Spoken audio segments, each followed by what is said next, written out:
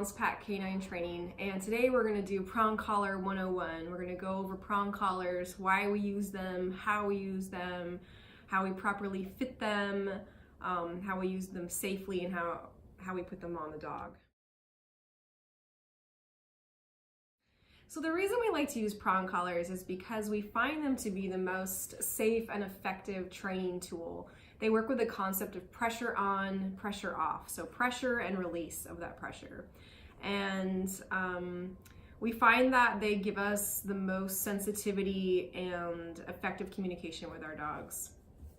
We primarily use the Springer prong collar. It's made in Germany. It's made very well. The other prong collar we would use is the micro prong collar. It's made by a company called Kimberland, and it has super tiny little links there. It's for dogs that are 10 or 12 pounds and under, and this is a great company, great brand. Other than that, we use Springer. They come in the sizes small, medium, large, and extra large.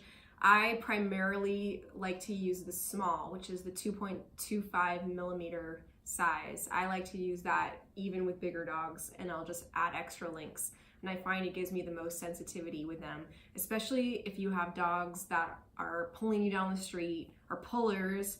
I find the medium ones, even if they're bigger, are just a little bit too bulky, and I just don't get that nice sensitive communication that I like. So I recommend the smalls.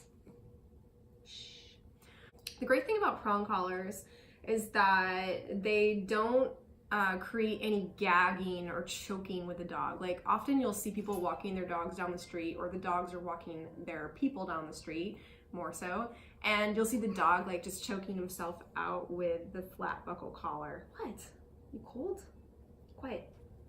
You'll see the dog choking himself out with the flat buckle collar. Or like a choke chain or something. And so these collars are great because they don't do that.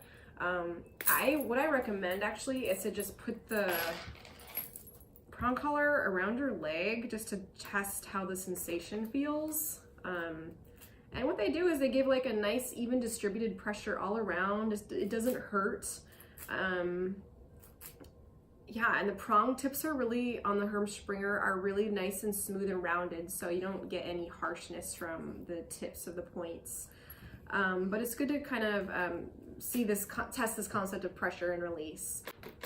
The way you properly fit a prong collar, you want it to be snug but not too tight, and you want it to be up around the top of the dog's neck.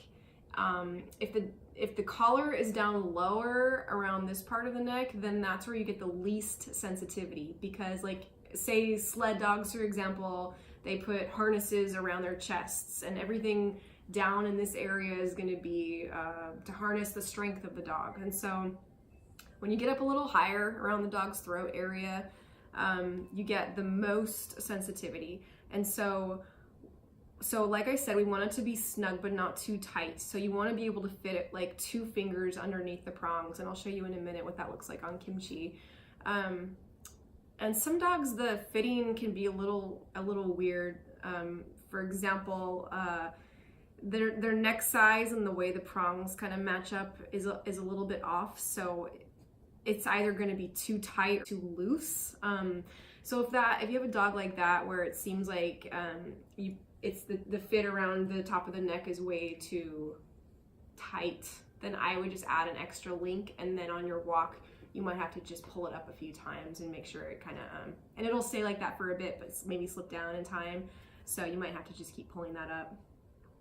So let's look at a prong collar. Here's the medium, and this is a Springer, like I said, so you want to see the Springer sort of engraved into the flat pieces there.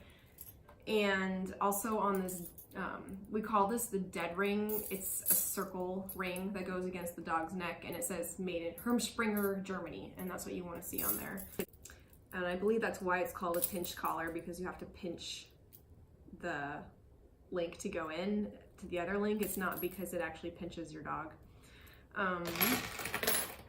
And so the other thing I want to talk about before I demonstrate putting this on Kimchi here is where everything goes. And so, like I said, the dead ring's going to go against the dog's neck. This ring right here is a swivel ring and it looks kind of like a D. That is going to be where you attach your leash to. So we'll do that now. And then for safety, we want to always back this up somehow. This doesn't happen often, but sometimes these can break apart.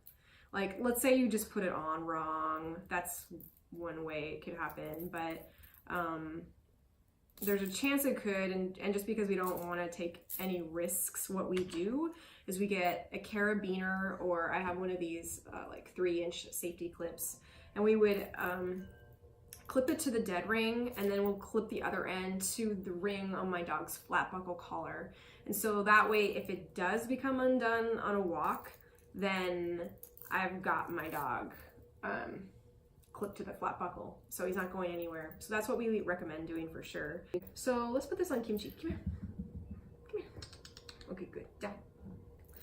So he's got an e-collar on, so we're gonna put it above the e-collar. We want it to be right up around the top part of his neck.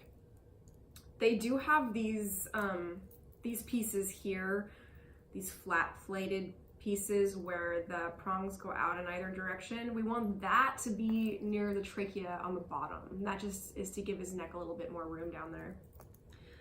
So we're gonna go underneath the neck and just attach it at the top.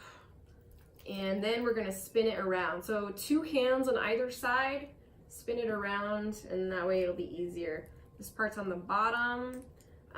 Leash is attached to the D-ring, and then we're just gonna find the ring on his flat buckle collar and connect him there. So now he's all ready to go. I can put a couple fingers underneath here. For his neck, I could take a link out, but I find it's just a little too tight. And if it's too tight, then you're not going to get that release of pressure like you want, because that's how the collar works best. You don't want it always constricting on the dog's neck. You want to have that nice balance of pressure and release, and that's really how you communicate with the dog. So the other thing I want to say is that if you have a dog that has like a lot of extra skin or fur, you want to basically move that out of the way when you put it on. So if Kimchi had a lot of skin here, I would just pull it down. And if you had a lot of furry fur, then I would straighten that out, because you don't want it to be uncomfortable on your dog, right? I think that's it. I'm gonna post some places that you can find authentic Hermspringer collars. If you do buy them on Amazon, be careful, because some of the cheaper $12 ones or $15 ones are not authentic. If you read the comments, you can see that people are not getting authentic collars. They're not made in Germany, let's just say that. And those collars and the ones that you get at, say, Petco or PetSmart, I will say they're more poorly made, and the end points on these links are just cut metal, so they're harsher on your dog's neck, and they also pop off a lot, and that is just not safe at all. What I don't recommend is on Amazon you'll see these buckle prongs, and I don't like them because they create less surface area of prongs, and so to have a more consistent, even pressure, I just recommend getting the normal ones. So let me know if you guys have any questions. Thanks for watching. Ooh, good model.